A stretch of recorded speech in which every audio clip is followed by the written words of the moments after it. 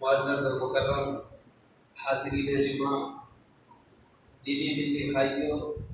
تمام قسم کی تعریف، توصیف، حمد و ثنا مناسب ہے اللہ رب العالمین کے لیے جو خالق، مالک و رازق ہے۔ اس کے بعد لاکھوں کروڑوں درود و سلام کے پھول نچھاور ہوں تمام انبیاء علیہ السلام پر، بالخصوص ہمارے آخری نبی محمد صلی اللہ علیہ وسلم پر۔ معزز سامعین، میں نے آپ حضرات کے سامنے خطبہ مسنونہ کے بعد سورہ نساء کی آیت نمبر 36، آیت نمبر 36 کی تلاوت کی ہے،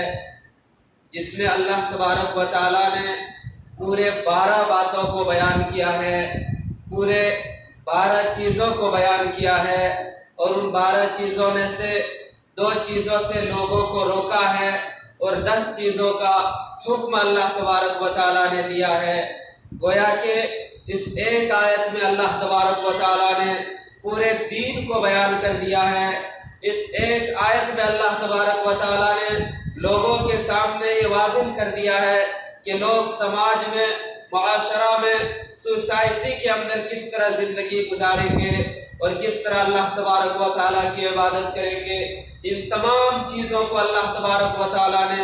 اس ایک آیت میں بیان کر دیا ہے۔ آئیے ہم سب سے پہلے اس آیت کا ترجمہ اور اس آیت کے میننگ کو جانتے ہیں۔ اللہ تبارک و تعالیٰ نے فرمایا وَاعْبُدُوا اللَّهَ وَلَا تُشْرِكُوا بِهِ شَيْئًا، اللہ تبارک و تعالیٰ کی عبادت کرو اور اس کے ساتھ کسی کو شریک نہ ٹھہراؤ۔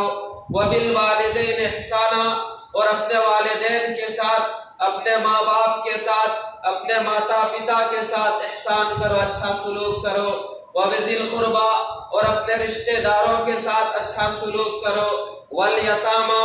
اور اناتھ بچوں کے ساتھ، یتیم بچوں کے ساتھ اچھا سلوک اور برتاؤ کرو۔ وَالْمَسَاكِينَ، اور مسکینوں کے ساتھ اچھا سلوک اور برتاؤ کرو۔ وَالْجَارِ ذِي الْقُرْبَى، اور اس پڑوسی کے ساتھ اچھا سلوک کرو جس کا تمہارے ساتھ رشتہ ہے، جس کا تمہارے ساتھ ریلیشن ہے۔ وَالْجَارِ الْجُنُبِ، اور اس پڑوسی کے ساتھ بھی اچھا سلوک اور برتاؤ کرو جس کا تمہارے ساتھ کوئی رشتہ نہیں ہے، جو اجنبی پڑوسی ہے۔ وَالصَّاحِبِ بِالْجَنبِ، اور پہلو کے ساتھی کے ساتھ اچھا سلوک اور برتاؤ کرو۔ وَابْنِ السَّبِيلِ، اور مسافر کے ساتھ اچھا سلوک اور برتاؤ کرو۔ وَمَا مَلَكَتْ أَيْمَانُكُمْ، اور اپنی لونڈیوں کے ساتھ اور تمہارے ماتحت اور اندر جو لوگ ہیں ان کے ساتھ اچھا سلوک کرو۔ إِنَّ اللَّهَ لَا يُحِبُّ مَن كَانَ مُخْتَالًا فَخُورًا، اور اللہ تبارک و تعالیٰ فخر کرنے والوں کو، غرور اور گھمنڈ کرنے والوں کو پسند نہیں کرتا ہے۔ تو اللہ تبارک و تعالیٰ نے اس آیت میں پورے 12 باتوں کو بیان کیا، 12 چیزوں کو بیان کیا۔ اب آئیے ہم اس کی کچھ تشریح، کچھ تفسیر اور ایکسپلینیشن کو جانتے ہیں۔ اللہ تبارک و تعالیٰ نے پہلی بات جس کا حکم دیا وہ یہ کہ وَاعْبُدُوا اللَّهَ، کہ دنیا کے لوگوں، اے کائنات کے لوگوں، اے اس دھرتی میں رہنے والوں، تم ایک اللہ کی عبادت کرو، ایک اللہ کو اپنا معبود سمجھو، ایک اللہ کو اپنا الہ جانو، اور اسی مقصد کے لیے، اسی چیز کے لیے اللہ تبارک و تعالیٰ نے اس دنیا کو، اس دھرتی کو بنایا ہے۔ بلکہ اللہ تبارک و تعالیٰ نے اس دنیا اور اس دھرتی کو بنانے کے بعد اس دنیا کے اندر جتنی چیزیں اللہ تبارک و تعالیٰ نے پیدا کی وہ سب کے سب انسانوں کے فائدے کے لیے اور لوگوں کے لیے پیدا کی، اور ان ساری چیزوں کے ذریعے اللہ تبارک و تعالیٰ نے ان ساری چیزوں کو دے کر کے اپنے بندوں سے صرف ایک چیز کا مطالبہ کیا، صرف ایک چیز مانگا، اور وہ یہ کہ لوگ وَاعْبُدُوا اللَّهَ، اللہ تبارک و تعالیٰ کی عبادت کرے۔ اسی مقصد کے لیے اللہ تعالیٰ نے پیدا کیا وَمَا خَلَقْتُ الْجِنَّ وَالْإِنسَ إِلَّا لِيَعْبُدُونَ، کہ ہم نے جنوں اور انسانوں کو صرف اور صرف اپنی عبادت کے لیے، اپنی بندگی کے لیے پیدا کیا۔ لیکن آج جب ہم دنیا کا نظارہ کرتے ہیں، آج جب ہم لوگوں کو دیکھتے ہیں تو پتہ چلتا ہے کہ لوگوں نے اس خاص مقصد کو بھلا دیا،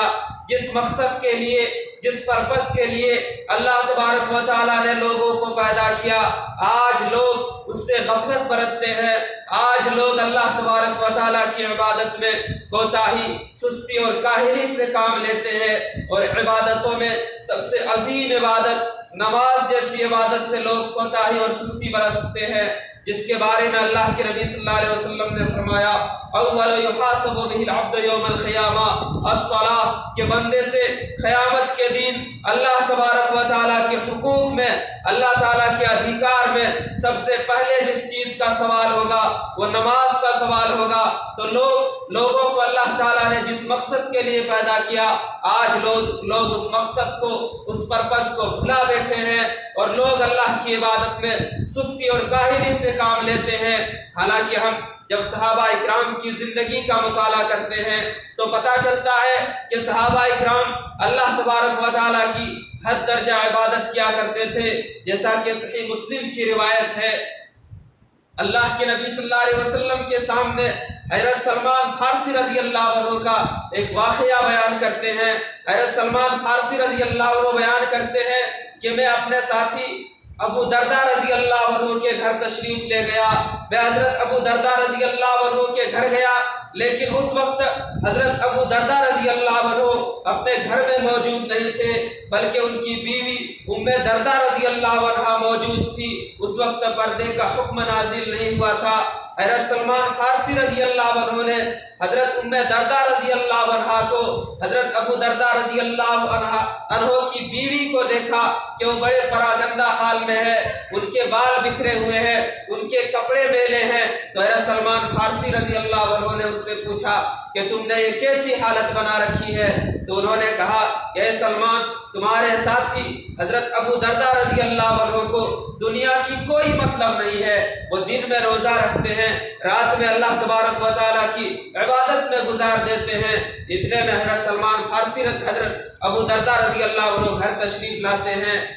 حضرت ابو درداء رضی اللہ عنہ حضرت سلمان فارسی رضی اللہ عنہ کے لیے کھانا تیار کرتے ہیں۔ جب کھانا تیار ہو جاتا ہے، دسترخوان میں کھانا لگ جاتا ہے، تو حضرت ابو درداء رضی اللہ عنہ حضرت سلمان فارسی سے کہتے ہیں کہ تم کھانا کھاؤ، میں روزے سے ہوں۔ لیکن حضرت سلمان فارسی رضی اللہ عنہ نے کہا کہ جب تک تم کھانا نہیں کھاؤ گے تب تک میں نہیں کھاؤں گا۔ چنانچہ وہ روزہ افطار کر دیتے ہیں، روزہ کھول دیتے ہیں، کیونکہ وہ نفلی روزہ تھا۔ چنانچہ پھر رات ہوتی ہے، رات کو کچھ دیر تک سونے کے بعد حضرت ابو درداء رضی اللہ عنہ اللہ کی عبادت کے لیے بیدار ہوتے ہیں، کھڑے ہوتے ہیں۔ حضرت سلمان فارسی رضی اللہ عنہ ان سے کہتے ہیں کہ ابھی لیٹ جاؤ، ابھی آرام کرو۔ چنانچہ وہ لیٹ جاتے ہیں، پھر سے بیدار ہوتے ہیں، پھر لیٹا دیتے ہیں ان کو، یہاں تک کہ جب آخری حصہ باقی رہ جاتا ہے، جب رات کا 1/3 حصہ باقی رہ جاتا ہے، اس وقت دونوں بیدار ہو کر کے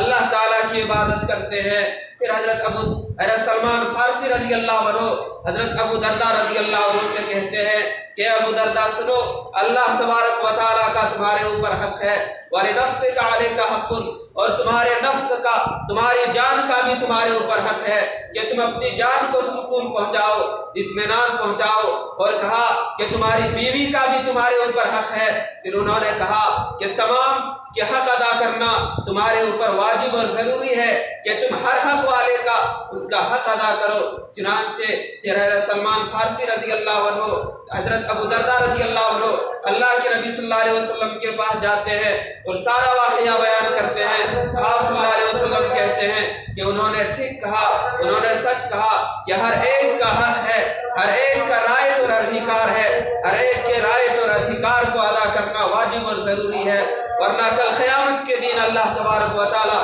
ان حقوق کے بارے میں پوچھ لے گا کہ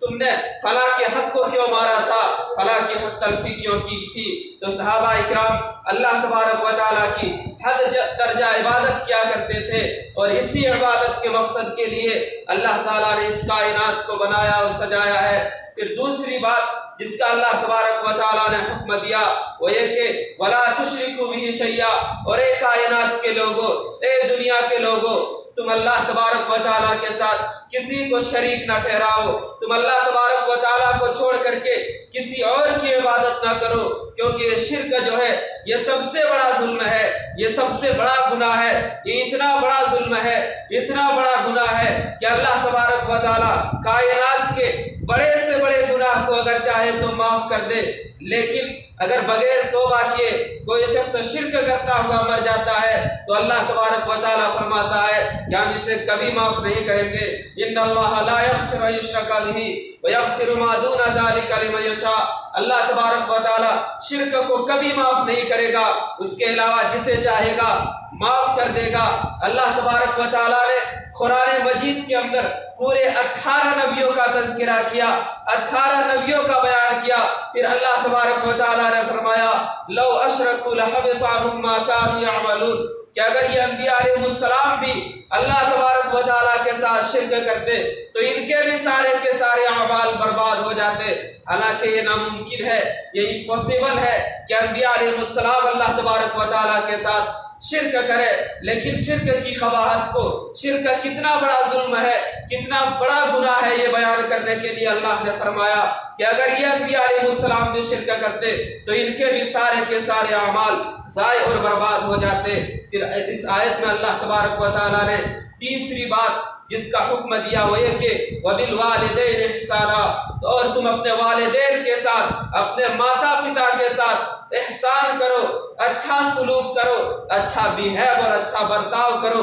क्योंकि तुम्हारे वालिदैन, तुम्हारे माँ बाप तुम्हारे हुस्न सलूक का हकदार है, तुम्हारे हुस्न सलूक का मुस्तहिक है। जिस तरह से उन्होंने तुम्हारे साथ बचपन में रहम करम का मामला किया है तो आज वो वालिदैन तुम्हारे हुस्न सलूक के मुस्तहिक और हकदार है। और अगर कोई शख्स अपने वालिदैन के साथ, अपने माँ बाप के साथ अच्छा सलूक करता है और एक अल्लाह की इबादत करता है तो फिर अल्लाह तबारक व तआला उसे मुस्तजाब दावत बना देता है, ऐसा शख्स बना देता है। अगर वो अल्लाह तबारक व तआला से दुआ करता है तो अल्लाह ताला उसकी दुआ को रद्द नहीं करता, अल्लाह ताला उसकी दुआ को फौरन कबूल करता है। जैसा कि सही मुस्लिम की एक रिवायत है हज़रत उवैस क़रनी रहमतुल्लाह अलैह के बारे में, आप सल्लल्लाहु अलैहि वसल्लम ने पेशिन गोई फरमाई, आप सल्लल्लाहु अलैहि वसल्लम ने उनके बारे में बयान किया। हज़रत उमर फारूक रज़ी अल्लाह अन्हु से कहा कि उमर, यमन के अंदर एक कबीला खर्न नाम का एक कबीला है, उस कबीला में उवैस बिन आमिर नाम का एक आदमी है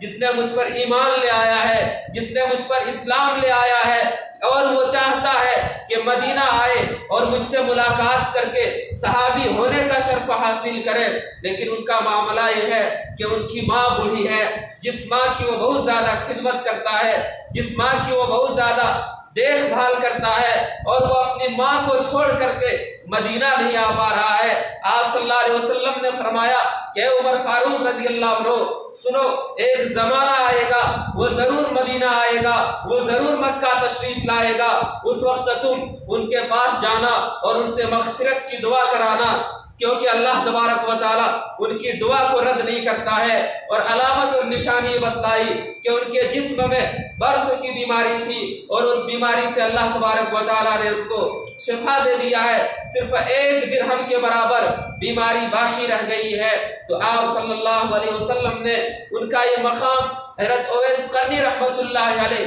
जो सहाबी नहीं है बल्कि एक ताबीई है, उनका ये मकाम और मर्तबा बयान किया कि वो दुआ करते हैं तो अल्लाह तबारक व तआला उनकी दुआ को रद्द नहीं करता। और उनको ये मकाम इसलिए हासिल हुआ कि वो अपनी माँ की खिदमत करता है, जो माँ बूढ़ी हो गई है, जो उनके खिदमत का, जो उनके देखभाल का भी बहुत ज़्यादा मुस्तहिक है और ज़रूरतमंद है। तो अल्लाह ताला ने इस आयत में तीसरी बात जिसका हुक्म दिया वो ये कि अपने वालिदैन के साथ, अपने माँ बाप के साथ, अपने माता पिता के साथ अच्छा सलूक और बर्ताव करो, और ये चीज़ एक इंसान के ऊपर वाजिब और ज़रूरी है। फिर तीसरी बात, चौथी बात जिसका अल्लाह ताला ने हुक्म दिया वो ये कि वबिज़िल क़ुरबा, और अपने रिश्तेदारों के साथ अच्छा सलूक और बर्ताव करो, उनके साथ सिला रहमी करो, रिश्ते नाते को तो जोड़ो। अल्लाह के नबी सल्लल्लाहु अलैहि वसल्लम ने फरमाया मन काना युमिनु बिल्लाहि वल यौमिल आखिर फलयसिल रहिमहु, कि जो कोई, जिसका भी इस बात का दावा है कि वो मोमिन और मुसलमान है और आखिरत के दीन पर ईमान रखता है, तो चाहिए कि वो आदमी सिला रहमी करे, चाहिए कि वो आदमी रिश्ते नाते को जोड़े, रिलेशन को, रिश्ते को ले करके चले। फिर अल्लाह तबारक व तआला ने आगे इस आयत में बयान किया वल यतामा, और समाज और माशरे के यतीम बच्चों के साथ अच्छा सलूक और बर्ताव करो। وہ بچے جن کے ماں باپ اس دنیا سے چھوڑ کر کے چلے گئے ہیں، وہ تمہارے حسن سلوک کا، وہ تمہارے اچھے اخلاق کا، وہ تمہارے حسن سلوک کا بہت زیادہ حقدار اور مستحق ہے، تم ان کے ساتھ اچھا سلوک اور برتاؤ کرو۔ اللہ کے نبی صلی اللہ علیہ وسلم نے فرمایا کہ جو کوئی یتیموں کی کفالت کرتا ہے، یتیموں کی دیکھ بھال کرتا ہے، وہ اور میں جنت میں اس طرح سے ہوں گا۔ آپ صلی اللہ علیہ وسلم نے 2 انگلیوں سے اشارہ کر کے فرمایا کہ ان 2 انگلیوں کے درمیان جتنی دوری اور فاصلہ ہے، بس اتنا ہی دوری اور اتنا ہی فاصلہ کے اندر میں اور وہ آدمی ہوں گا جو یتیموں کی دیکھ بھال کرتا ہے، جو یتیموں کی کفالت کرتا ہے۔ یعنی اللہ تبارک و تعالیٰ ان کو جنت میں بہت اعلیٰ مقام اور بہت اونچا درجہ عطا کرے گا۔ پھر آگے اللہ تعالیٰ نے فرمایا والمساکین، اور مسکینوں کے ساتھ اچھا سلوک اور برتاؤ کرو۔ تمہارے سماج اور معاشرہ میں رہنے والا وہ آدمی جو مسکین ہے، جو محتاج ہے، لیکن وہ اپنی محتاجگی کو چھپا کر کے رکھتا ہے، وہ کسی کے سامنے اپنا ہاتھ نہیں پھیلاتا ہے، اس مسکین کے بارے میں اگر تمہیں پتہ چل جائے تو تمہارے اوپر واجب اور ضروری ہے کہ تم ان کی مدد کرو، ان کے ساتھ اچھا سلوک کرو۔ ان مساکین کی اللہ کے نبی صلی اللہ علیہ وسلم نے بڑی فضیلت بیان کی۔ سنن ترمذی کی روایت ہے، آپ صلی اللہ علیہ وسلم معراج والی حدیث بیان کرتے ہیں اور آپ صلی اللہ علیہ وسلم فرماتے ہیں کہ میں نے جنت کو جھانک کر کے دیکھا تو میں نے جنت میں زیادہ تر فقراء اور مساکین کو دیکھا، زیادہ تر مسکینوں اور فقیروں کو دیکھا۔ پھر آپ صلی اللہ علیہ وسلم نے فرمایا کہ میں نے جہنم کو جھانک کر کے دیکھا تو اس میں زیادہ تعداد عورتوں کی تھی۔ تو ان مسکینوں کی اللہ کے نبی صلی اللہ علیہ وسلم نے بڑی فضیلت بیان کی ہے۔ صحیح مسلم کی روایت ہے، آپ صلی اللہ علیہ وسلم نے فرمایا کہ ایک مرتبہ جنت اور جہنم کے درمیان جھگڑا ہو جاتا ہے، لڑائی ہو جاتی ہے۔ جنت کہتا ہے کہ میرے اندر فقراء اور مساکین لوگ داخل ہوں گے، میرے اندر سماج اور معاشرہ کے وہ دبے کچلے لوگ داخل ہوں گے جو فقیر اور محتاج ہونے کے ساتھ ساتھ اللہ کی عبادت کرتے ہیں۔ جہنم کہتا ہے کہ میرے اندر تکبر کرنے والے، غرور کرنے والے، مال و دولت پر فخر اور مباحات کرنے والے لوگ داخل ہوں گے۔ اللہ تبارک و تعالیٰ نے ان دونوں کے درمیان فیصلہ کیا اور فرمایا جنت سے کہ تم میری رحمت ہو اور میں جس پر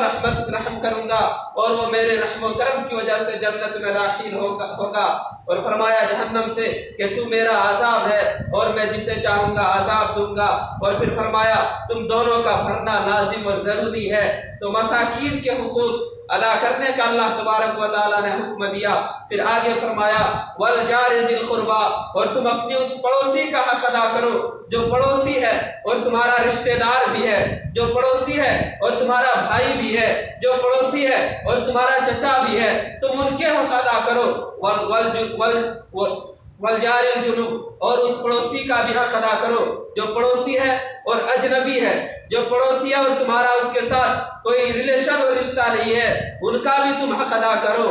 علماء پڑوسی کے 3 اقسام بیان کرتے ہیں کہ ایک وہ پڑوسی ہے جس کا صرف دوسرے پڑوسی پر صرف ایک حق ہے اور وہ کافر پڑوسی ہے۔ فرمایا دوسرا وہ پڑوسی ہے جس کا اس کے اوپر 2 حق ہے، ایک پڑوسی ہونے کا اور ایک مسلمان ہونے کا، اور تیسرا وہ پڑوسی ہے جس کا اس کے اوپر دوسرے پڑوسی کے اوپر 3 حق ہے، ایک یہ کہ وہ پڑوسی ہے، دوسرا مسلمان ہے اور تیسرا اس کے رشتہ دار ہے۔ تو اللہ تبارک و تعالیٰ نے اس آیت میں دونوں طرح کے پڑوسی کے ساتھ اچھا سلوک اور برتاؤ کرنے کا حکم دیا۔ ایک وہ پڑوسی جو رشتہ دار ہے اور دوسرا وہ پڑوسی جو اجنبی ہے، جو جس کا ہمارے ساتھ کوئی ریلیشن نہیں ہے لیکن ہمارے گھر کے پاس ہمارے محلے میں رہتے ہیں، تو وہ بھی ہمارے حسن سلوک کا، اچھا سلوک اور برتاؤ کا مستحق ہے۔ آپ صلی اللہ علیہ وسلم نے فرمایا واللہ لا یؤمن، واللہ لا یؤمن، 3 مرتبہ آپ صلی اللہ علیہ وسلم نے فرمایا کہ اللہ کی قسم وہ شخص مومن نہیں ہو سکتا، وہ شخص مومن نہیں ہو سکتا، وہ شخص مومن نہیں ہو سکتا۔ صحابہ اکرام نے پوچھا کہ اللہ کے نبی صلی اللہ علیہ وسلم کون آدمی ہے جو مومن نہیں ہو سکتا؟ آپ صلی اللہ علیہ وسلم نے فرمایا الذی لا یأمن جارہ بوائقہ، کہ وہ آدمی جس کے شر سے اس کی پڑوسی محفوظ نہ ہو، جس کے شرور اور فتن سے جس کے پڑوسی محفوظ نہ ہو، تو وہ آدمی مومن نہیں ہو سکتا۔ پھر آگے اللہ تبارک و تعالیٰ نے اسی آیت میں بیان کیا وَالصَّاحِبِ بِالْجَنْبِ، اور اپنے پہلو کے ساتھی کے ساتھ اچھا سلوک اور برتاؤ کرو۔ امام ابن کثیر رحمہ اللہ نے پہلو کے ساتھی کا دو مطلب اور دو مراد بیان کیا ہے۔ انہوں نے بیان کیا کہ پہلو کے ساتھی سے مراد بیوی ہے، یعنی ایک شخص کی بیوی اس کے حسن سلوک کا بہت زیادہ مستحق ہے، بہت زیادہ محتاج ہے۔ انسان اپنی بیوی کے ساتھ اچھا سلوک اور برتاؤ کرے، اچھا سلوک، اچھا بیہیو کرے۔ آپ اللہ کے نبی صلی اللہ علیہ وسلم کی زندگی کا مطالعہ کریں گے، آپ اللہ کے نبی صلی اللہ علیہ وسلم کی سیرت کا مطالعہ کریں گے تو آپ کو پتہ چلے گا کہ اللہ کے نبی صلی اللہ علیہ وسلم اپنی بیویوں کے ساتھ بہت نرمی کے ساتھ پیش آیا کرتے تھے۔ آج ہم لوگوں کو دیکھتے ہیں کہ گھر میں بیویوں کے ساتھ بہت ہی سختی کے ساتھ پیش آتے ہیں، حالانکہ اللہ کے نبی صلی اللہ علیہ وسلم کا معاملہ یہ تھا کہ اللہ کے نبی صلی اللہ علیہ وسلم اپنے گھر میں ہوتے تھے تو اپنی بیویوں کے ہاتھ بٹایا کرتے تھے، ان کے کام میں ان کی مدد کیا کرتے تھے۔ اللہ کے نبی صلی اللہ علیہ وسلم اپنی بیویوں کے ساتھ سیر و تفریح کیا کرتے تھے، ان کے ساتھ ہنسی مذاق کیا کرتے تھے، ان کے ساتھ کھیل کود کیا کرتے تھے، جیسا کہ صحیح مسلم کی وہ مشہور روایت حضرت عائشہ رضی اللہ عنہا بیان کرتی ہے کہ ہم اللہ کے نبی صلی اللہ علیہ وسلم کے ساتھ ایک غزوہ میں تشریف لے گئے تھے۔ جب ہم غزوہ سے واپس آ رہے تھے تو حضرت عائشہ بیان کرتی ہے کہ میرے اور اللہ کے نبی صلی اللہ علیہ وسلم کے درمیان دوڑ کا مقابلہ ہوا۔ دوڑ ہم نے اور اللہ کے نبی صلی اللہ علیہ وسلم نے دوڑ لگائی۔ حضرت عائشہ رضی اللہ عنہا بیان کرتی ہے کہ دوڑ لگائی تو اللہ کے نبی صلی اللہ علیہ وسلم آگے نکل گئے اور میں پیچھے رہ گئی۔ پھر حضرت عائشہ رضی اللہ عنہا آگے حدیث بیان کرتی ہے کہ پھر ایک اور موقع پر ہم نے اور اللہ کے نبی صلی اللہ علیہ وسلم نے پھر سے دوڑ کا مقابلہ کیا، لیکن اس بار حضرت عائشہ رضی اللہ عنہا کہتی ہے کہ میں پیچھے رہ گئی اور اللہ کے نبی صلی اللہ علیہ وسلم آگے نکل گئے۔ تو اللہ کے نبی صلی اللہ علیہ وسلم نے حضرت عائشہ رضی اللہ عنہا سے کہا کہ عائشہ یہ اس دین کا مقابلہ ہے، یہ اس دین کی جیت ہے، تم نے اس دن مجھے ہرا دیا تھا اور آج میں نے تم کو ہرا دیا۔ تو اللہ کے نبی صلی اللہ علیہ وسلم اپنی بیویوں کے ساتھ اچھا سلوک اور برتاؤ کرتے تھے۔ امام ابن کثیر رحمہ اللہ نے دوسرا مطلب پہلو کے ساتھی کا یہ بیان کیا ہے کہ سفر کا جو ساتھی ہو اس کے ساتھ بھی اچھا سلوک اور برتاؤ کیا جائے۔ انسان کئی گاڑی میں سفر کر رہا ہے تو اس کے بغل میں، اس کے پہلو میں جو شخص بیٹھا ہو تو وہ شخص بھی اس کے اچھے سلوک کا، اچھے برتاؤ کا مستحق ہے، جیسا کہ اللہ تبارک و تعالیٰ نے اس آیت کریمہ میں بیان کیا۔ پھر آگے اللہ نے بیان کیا وَابْنِ السَّبِيلِ، پھر مسافر بھی تمہارے وَابْنِ السَّبِيلِ اور مسافر بھی تمہارے حسن سلوک کا اور اچھے اخلاق کا، اچھے کریکٹر کا مستحق ہے۔ انسان کئی سفر میں ہو، اپنے گاؤں کا، اپنے محلے کا کروڑ پتی کیوں نہ ہو، اگر وہ سفر میں اس کا سامان لٹ جاتا ہے، اگر وہ محتاج ہو جاتا ہے تو ایک مسلمان کے اوپر واجب اور ضروری ہے کہ وہ اپنے اس مسافر بھائی کی مدد کرے۔ پھر اللہ تبارک و تعالیٰ نے پھر اللہ تعالیٰ نے فرمایا وَمَا مَلَكَتْ أَيْمَانُكُمْ، اور تمہارے جو لوٹنی ہے، تمہارے انڈر جو لوگ ہیں وہ بھی تمہارے اچھے اخلاق کا، حسن سلوک کا مستحق ہے، ان کے ساتھ بھی تم اچھا سلوک اور برتاؤ کرو۔ پھر آگے اللہ تعالیٰ نے 12ویں چیز بیان کیا اور 12ویں چیز سے اللہ تعالیٰ نے 12ویں چیز بیان کیا اور اس 12ویں چیز سے لوگوں کو روکا اور منع کیا اور فرمایا کہ مجھے یہ 12ویں چیز پسند نہیں ہے۔ فرمایا ان اللہ لا يحب من كان مختالا فخورا، بے شک اللہ تبارک و تعالی فخر کرنے والوں کو، غرور کرنے والوں کو، گھمنڈ کرنے والوں کو پسند نہیں کرتا ہے۔ اس آیت میں اللہ تعالیٰ نے اس آیت کے آخری ٹکڑے میں بیان کیا کہ میں اس چیز کو پسند نہیں کرتا کہ انسان فخر اور غرور کرے، کیونکہ کبریائی جو ہے، بڑائی جو ہے، یہ اللہ تبارک و تعالیٰ کے لائق اور مستحق ہے۔ انسان کو اللہ تبارک و تعالیٰ نے ایک حقیر اور معمولی سے پانی سے پیدا کیا ہے، تو انسان کی کیا وقت کہ انسان فخر کرے، انسان غرور کرے۔ لیکن آج ہم دنیا کا نظارہ کرتے ہیں تو پتہ چلتا ہے کہ اللہ تبارک و تعالیٰ اگر لوگوں کو ذرا سا نواز دیتا ہے تو اسے اللہ تبارک و تعالیٰ کا فضل سمجھنے کے بجائے اس پر غرور، فخر اور گھمنڈ کرنے لگتے ہیں۔ حالانکہ اللہ کے نبی صلی اللہ علیہ وسلم نے فرمایا کہ جس شخص کے دل میں رائی کے دانے کے برابر بھی کبر، غرور اور گھمنڈ ہوگا وہ جنت میں داخل نہیں ہوگا۔ آپ صلی اللہ علیہ وسلم نے تکبر کی تعریف کی اور فرمایا الکبر بطر الحق وغمط الناس، کہ تکبر یہ ہے انسان حق کو جاننے کے بعد اس کا انکار کر دے اور لوگوں کو حقیر، معمولی اور کمتر سمجھے۔ فرمایا کہ یہ تکبر ہے۔ اللہ کے نبی صلی اللہ علیہ وسلم نے تکبر کی تعریف اور ڈیفینیشن یہ بیان کیا، تو اس چیز سے اللہ تبارک و تعالیٰ نے لوگوں کو منع کیا اور فرمایا کہ مجھے یہ عمل اور یہ چیز پسند نہیں کہ لوگ اللہ تبارک و تعالیٰ کی نعمتوں پر فخر اور غرور کریں، کیونکہ اس دنیا کے اندر، اس دھرتی کے اندر سب سے پہلے جس شخص نے تکبر کیا وہ ابلیس ہے، جس کی تکبر کی وجہ سے، جس کی غرور کی وجہ سے اللہ تبارک و تعالیٰ نے رہتی دنیا تک کے لیے اسے ملعون قرار دیا، اس پر اللہ تبارک و تعالیٰ نے لعنت بھیج دی اور اسے اپنی رحمت سے دور کر دیا، اور کل قیامت کے دن اسے رسوا ترین اور ذلیل ترین عذاب سے دوچار کرے گا۔ پھر اس دنیا کے اندر بڑے بڑے بادشاہ آئے، فرعون جیسا شخص آیا جس نے بڑا تکبر کیا، جس نے بڑا غرور کیا، اور تکبر اور غرور کا عالم یہ تھا کہ انہوں نے انا ربکم الاعلی کہہ دیا کہ میں ہی سب سے بڑا رب ہوں۔ اللہ تبارک و تعالیٰ نے اس کے تکبر کو، اس کے غرور کو مٹی میں ملا دیا اور اسے سمندر میں غرق کر کے، سمندر میں ڈبا کر کے ہلاک و برباد کر دیا، اور اس کی لاش کو رہتی دنیا تک کے لیے عبرت کا سامان بنا دیا۔ نمرود، حامان، قارون جیسے لوگوں نے اپنی دولت پر غرور کیا تو اسے زمین میں دھسا دیا، تو کسی کو ایک چھوٹی سی مکھی کے ذریعے سے ہلاک و برباد کر دیا۔ تو اللہ تعالیٰ نے سچ فرمایا ان اللہ لا يحب من كان مختالا فخورا، کہ اللہ تبارک و تعالیٰ فخر کرنے والوں کو، غرور کرنے والوں کو، تکبر کرنے والوں کو، گھمنڈ کرنے والوں کو پسند نہیں کرتا ہے۔ تو اللہ تعالیٰ نے اس ایک آیت میں پورے 12 چیزوں کو بیان کر دیا، 12 باتوں کو بیان کر دیا، اس میں توحید بھی بیان کر دیا، اور ایک انسان سماج کے اندر، معاشرے کے اندر اور سوسائٹی کے اندر کس طرح سے زندگی گزارے گا اور کن کے حقوق کا خیال کرے گا، لوگوں کے ساتھ کس طرح کا بیہیو، برتاؤ اور سلوک کرے گا، وہ بھی بیان کر دیا۔ تو اس ایک آیت میں اللہ تعالیٰ نے پورے دین کو بیان کر دیا ہے، پورے مذہب اور پورے اسلام کو بیان کر دیا ہے، اور اسلام کن چیزوں کی تعلیم دیتا ہے، کن چیزوں کی طرف لوگوں کو بلاتا ہے، وہ بھی بیان کر دیا کہ تم ہر ایک کے حق ادا کرو، تم اپنے اس پڑوسی کے حق بھی ادا کرو جو تمہارے پڑوس میں رہتے ہیں، اگرچہ وہ مسلمان نہیں ہے، غیر مسلم ہے، لیکن پھر بھی وہ تمہارے حسن سلوک کا، تمہارے اچھے برتاؤ کا، اچھے بیہیو کا مستحق ہے، تم ان کے ساتھ اچھا سلوک اور برتاؤ کرو۔ اللہ تبارک و تعالیٰ سے دعا ہے کہ الہ العالمین تو ہم تمام مسلمانوں کو ان آیتوں پر عمل کرنے کی توفیق عطا فرمائے۔